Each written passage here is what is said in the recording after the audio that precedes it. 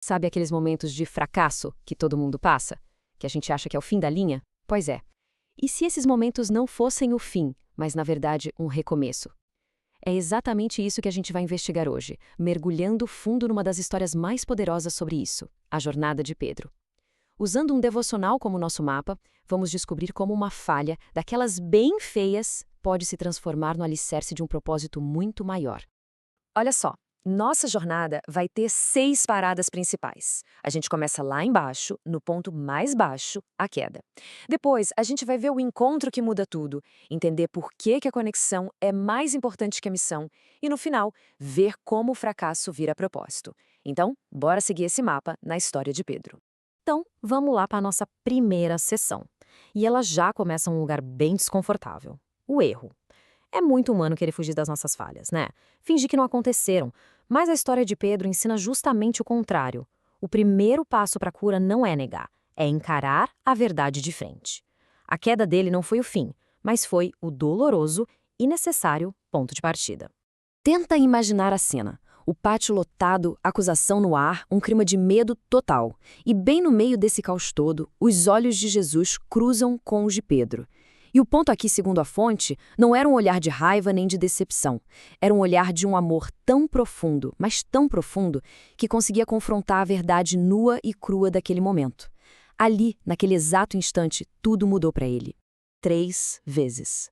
Não foi um escorregão, sabe? Um erro sem pensar na hora da pressão. Não. Foi uma negação repetida, uma em cima da outra.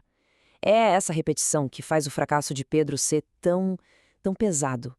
E é por isso que o olhar de Jesus se torna tão significativo, tão devastador.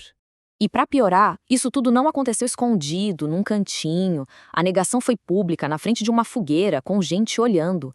A vergonha, nossa vergonha adiciona uma camada de dor que é imensa. E isso torna a restauração dele algo ainda mais extraordinário. E aqui a gente chega no primeiro grande princípio. A cura só pode começar quando a ferida é exposta. Jesus não poupa Pedro da dor de encarar o próprio erro. Pelo contrário, ele o encontra ali na honestidade daquele momento terrível. Reconhecer a queda, então, é a base, é o alicerce de todo o processo que vem depois. Beleza, vamos para a segunda sessão. A pergunta agora é outra. Se o primeiro passo é nosso, é reconhecer o erro, de onde vem o segundo? E a beleza dessa história é que a iniciativa da restauração não parte da gente. Ela começa exatamente onde a gente está e não onde a gente acha que deveria estar. Olha que contraste poderoso. De um lado, Pedro, se sentindo um lixo, um fracasso, ele faz o quê? Volta para o passado. Volta para a identidade antiga, para as redes de pesca, para o lugar da frustração dele. Do outro lado, Jesus. Ele não fica esperando o Pedro se consertar, não. Ele vai ativamente até a praia, ao encontro de Pedro, no meio da confusão toda. Isso mostra um segundo princípio muito forte. A graça vai atrás da gente. Ela não espera que a gente melhore para só então nos alcançar. Jesus encontra Pedro no meio da regressão dele, no cansaço, na decepção. A iniciativa da restauração é sempre dele, não depende da nossa performance. E com isso, a gente chega na terceira sessão.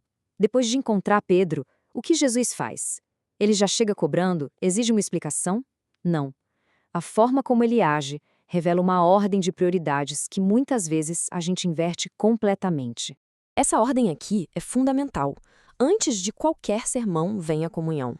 Antes de falar de missão, Jesus prepara o café da manhã. Ele primeiro restaura o relacionamento, sabe? Aquece o coração de Pedro com pão e peixe. Só depois que essa conexão é refeita é que o chamado entra na conversa. A pessoa sempre vem antes da tarefa. O que nos leva ao terceiro princípio. Uma missão não se sustenta só com talento ou com força de vontade. Ela precisa de uma base forte de relacionamento. Sem essa comunhão, sem esse momento de sentar à mesa primeiro, o chamado vira um fardo pesado demais para carregar. E agora, na quarta sessão, a gente chega no coração, no centro de toda essa história. O diálogo que acontece ali na praia muda tudo. O foco sai completamente da falha, da performance, e vai direto para a única coisa que realmente importa. Pensa um pouquinho. Qual seria a nossa primeira pergunta? Provavelmente algo tipo, Pedro, por que você fez isso? É a pergunta mais natural, focada no erro. Mas Jesus, de um jeito surpreendente, escolhe um caminho totalmente diferente. Ele se recusa a manter Pedro preso no passado. Em vez de cobrar, a pergunta é sobre amor. Você me ama? E ele pergunta 3 vezes, uma para cada negação, como que curando cada uma daquelas falhas. Jesus muda o centro de toda a conversa. Não é mais sobre a capacidade de Pedro, mas sobre o afeto dele. A nova medida não é mais força, é amor. E a resposta de Pedro dessa vez é outra. Não tem mais aquela arrogância de antes, sabe? Aquelas promessas de vou até o fim. Agora só tem uma honestidade humilde. Senhor, tu sabes de tudo. Tu sabes que eu te amo. E é nessa vulnerabilidade, nessa honestidade, que a cura de verdade acontece. Uma cura baseada não num amor perfeito, mas num amor sincero. Certo, mas para onde tudo isso leva? A restauração é só um sentimento bom, um alívio? Na nossa quinta sessão, a gente vai ver que a cura de Pedro não termina nele, ela se transforma em ação. Para cada sim de Pedro, para cada vez que ele diz que ama, Jesus responde com uma missão: cuide das minhas ovelhas. O amor que foi restaurado não fica preso ali, ele transborda em responsabilidade. A ligação é direta: se me ama, então cuide de quem eu amo. E aqui está o ponto central dessa quinta parte. A verdadeira restauração sempre aponta para fora. Não é só para fazer a gente se sentir melhor, mas para nos capacitar a servir melhor. A cura interna de Pedro o qualifica para sua missão externa. A restauração é pessoal, mas o propósito dela é para os outros. E assim, a gente chega na nossa última sessão, onde todas as pontas se amarram. Aqui a gente vê como o fracasso de Pedro não é só esquecido ou apagado. Pelo contrário, ele é costurado na história dele, é redimido e transformado em parte do seu propósito. E o resultado é esse. O homem que tremeu de medo na frente de uma empregada agora se levanta com uma coragem absurda diante de milhares de pessoas em Pentecostes. A queda dele não foi um obstáculo a ser superado. Ela se tornou a fonte da humildade e, por incrível que pareça, da sua nova autoridade. Dá para resumir essa jornada toda em 3 momentos-chave: a negação, que é a queda, a restauração, que é aquele encontro na praia, e o propósito, que é a pregação em Pentecostes. É um arco narrativo completo de fracasso, graça e redenção. E o nosso último princípio é este: a verdadeira autoridade espiritual não vem da perfeição, mas da restauração.